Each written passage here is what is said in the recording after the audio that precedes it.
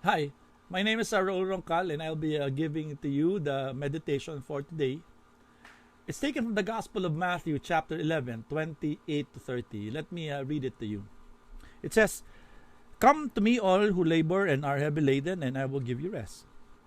Take my yoke upon you, and you learn from me, for I am gentle and lowly in heart, and you will find rest for your souls. For my yoke is easy, and my burden is light." This is a very familiar passage, but one thing for sure, there are images here that are unfamiliar.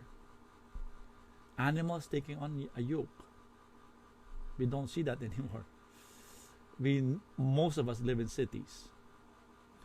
But during their time, it was very familiar. A farmer would use an animal to carry the burden of plowing, and you use a yoke so that the animal can actually work for you. The moment you hear the word yoke, you probably would think, oh, hard and difficult labor.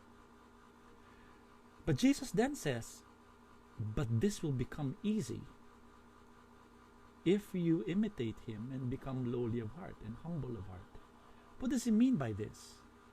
Well, we actually would understand this if we remember that if you learn something new in life, a new skill or a new subject matter, you have to look for a coach or a teacher.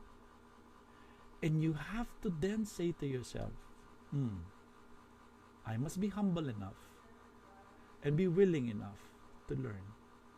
And the moment you say that you're willing to learn from somebody else, that somebody else, your coach or teacher, would then lead you to the difficult task of taking on something new. It will be less difficult if you are willing to learn. Now, of course, the topic here is not just a new subject or a new skill. The topic here is about life. Jesus then tells us, well, if you want to, you can take on my burden, take on my yoke, learn from me. But you must be willing to imitate me and be humble. Learn your life from Christ.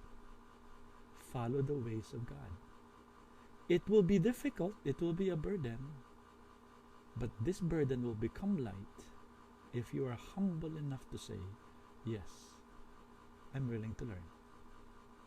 And if you're willing to learn, Jesus then promises you, well, you will find rest for your souls, because of the meaning of life is found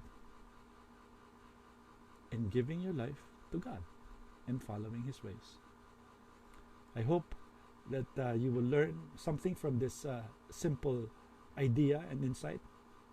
Take it on and be willing to learn from God and his ways.